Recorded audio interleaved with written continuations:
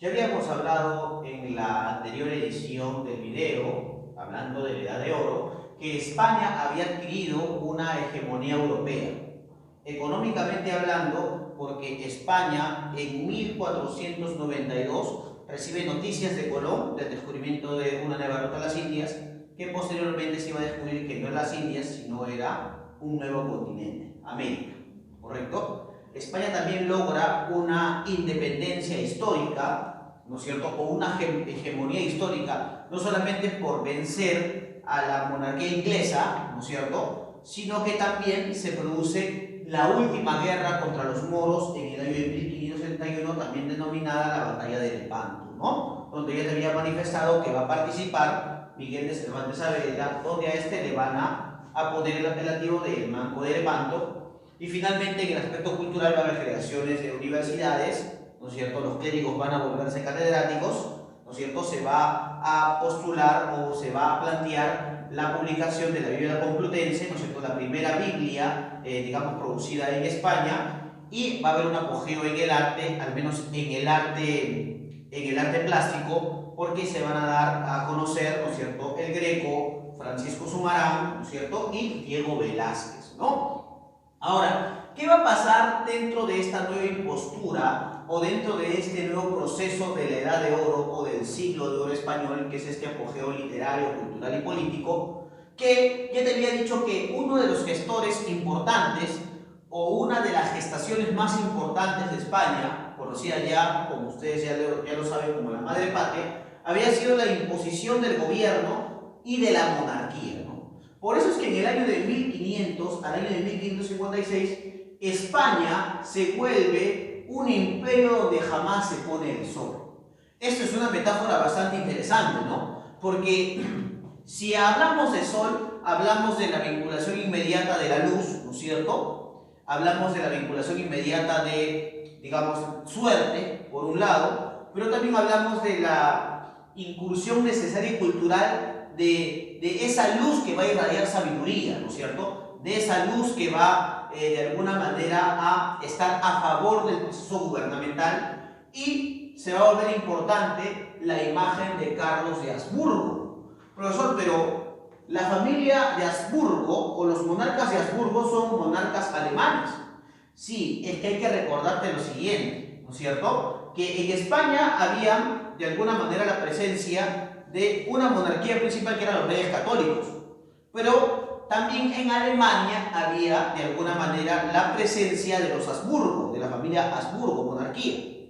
¿Qué va a pasar entre los reyes católicos y la familia de Habsburgo? Ambos van a tener una relación muy estrecha, porque los padres de Carlos de Habsburgo fueron, primero, ¿no es cierto?, fue el rey Carlos, ¿no es cierto?, Carlos de Habsburgo, el padre de Carlos de Habsburgo de acá, ¿no es cierto?, con la hija de los reyes Isabel y Fernando, que no era otra denominada Juana la Beltraneja, que años posteriores se iba a conocer como Juana la Loca, ¿no es cierto? ¿Por qué? Porque tenía algunos problemas mentales, ¿no es cierto? Entonces, imagínense que dos monarquías, ¿no es cierto?, tanto la alemana como la española, se van a juntar, ¿no es cierto?, y como producto, digamos, de esta relación amorosa sale, ¿no es cierto?, el hijo mayor Carlos de Habsburgo, ¿no? Ahora, la importancia de Carlos de Habsburgo se va a hacer evidente, porque va a ser emperador de Alemania y rey de España. O sea, era Carlos V de Alemania y Carlos I de España, ¿correcto? Es el mismo sujeto. Nada más que la apelación que él hacía es que en su imperio jamás se ocultaba el sol, porque mientras amanecía en Alemania, anochecía en España.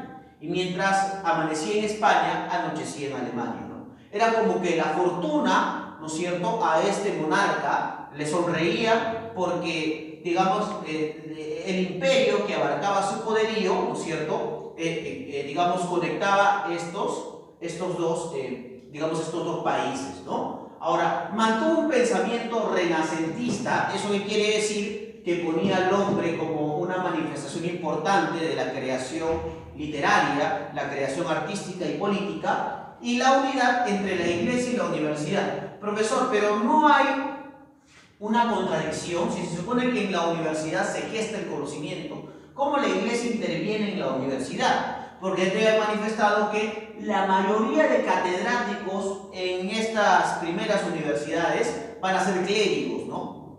Ahora, una cualidad de los clérigos era que sabían mucho, pues, ¿no? Ellos sabían latín, sabían griego, sabían de alguna manera persa, sabían digamos, el dialecto caldeo asirio, por ejemplo. Entonces, el conocimiento, ¿no es cierto?, brindado por los catedráticos era, digamos, sumamente importante, ¿no? Sobre todo porque, a pesar de que la iglesia regulaba la universidad, ¿no es cierto?, en la universidad todavía había artes y ciencias que destacaban y que desarrollaban. En este caso, por ejemplo, la literatura era muy importante en esa época, ¿no? Y todavía, y ya te había explicado hace un momento, ¿no es cierto?, que en el siglo de oro o en la edad de oro de España todavía había elementos impregnados de escenas medievales. Si toda Europa, ¿no es cierto?, apela, digamos, a la creación del Renacimiento o de este movimiento como un rechazo al medievalismo, España todavía no había cambiado el pensamiento medieval, ¿no? Todavía seguía teniendo una visión medievalista. Es más, ¿por qué no decirlo? Cuando España empieza de alguna manera a apoderarse o a conquistar, ¿no es cierto?, ciertos países de América o ciertas regiones americanas, va a llegar con esta idea de la evangelización, ¿no? Entonces, hay que recordar que este proceso evangelizador tenía como objeto principal el educar a los indígenas a través de la religión católica. O sea que la idea medieval todavía no había desistido en esta región de España, ¿no? Entonces, chicos, esto, ¿no es cierto?, remarca que en contexto la importancia de Carlos de Habsburgo es la importancia de llevar, ¿no es cierto?, a España, o va a iniciar el proceso de apogeo de esta edad o de este siglo de oro español, ¿no? Ahora, el movimiento más importante o el movimiento que da inicio a la edad de oro va a ser el Renacimiento español, ¿correcto? También a este renacimiento se le va a llamar siglo de oro español, aunque va a ser los inicios del siglo de oro, ¿correcto? A la etapa de desarrollo y plenitud literaria. ¿Qué va a desarrollarse? Se va a desarrollar la poesía, se va a desarrollar la novela y se va a desarrollar el teatro español. Primero vamos a ver el día de hoy la poesía, ¿correcto? Ahora, España logró hegemonía mundial a partir del siglo XVI, logrando colonizar territorios americanos. Dos elementos muy importantes en la colonización: el descubrimiento de América de 1492 y también, correcto, la creación en ese mismo año de la primera gramática del español por Helio Antonio de Nebrija, ¿correcto? Ya habiendo creado una gramática del español, ya podemos suponer que el latín había adquirido un rasgo autóctono en España y había surgido esta posición inmediata de lo que se va a conocer como el español medieval, ¿correcto? Un español que se va a utilizar mucho en fábulas, que se va a utilizar también en muchas parábolas, ¿no es cierto? Porque ya te hago recordar que por primera vez España, ¿no es cierto?, gesta una Biblia, ¿no es cierto?, llamada la Biblia Complutense, ¿no?, que servían como elementos para no solamente la colonización territorial, sino también la colonización del pensamiento, ¿no es cierto? Es decir, era mucho más fácil dominar a los indígenas en el Nuevo Mundo, ¿no? Comienza durante el reinado de los reyes católicos, ¿no es cierto?, de Isabel y Fernando, y hasta la cumbre de Felipe II, ¿correcto? Ahora, los dos gestores importantes digamos, del Renacimiento español van a ser Helio Antonio de Nebrija, que fue el iniciador del aspecto literario, porque va a ser el primero en crear la gramática del español, y Juan Vives, que va a fomentar el Renacimiento cristiano.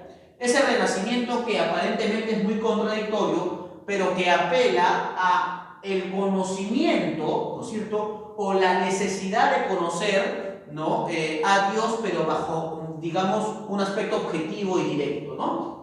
Ahora, el Renacimiento español va a tener dos etapas importantes, ¿correcto? Va a tener la etapa denominada el primer Renacimiento, que se da con Carlos V o Carlos I de España, o también denominado Carlos de Habsburgo, que se origina la Reforma, ¿no es cierto? En esta reforma, ¿qué se plantea?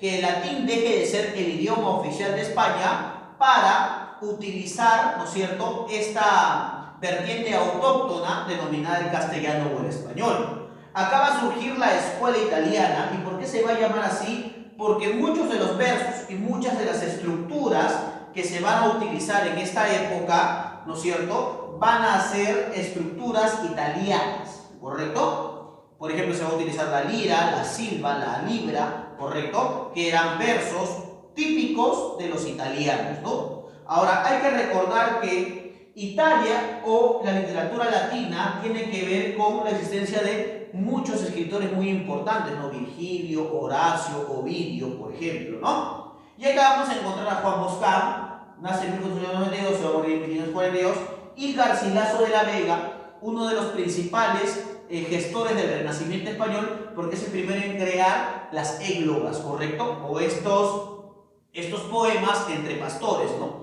que denominaban o que de alguna manera hablaban del amor entre los pastores. 1503 a 1536.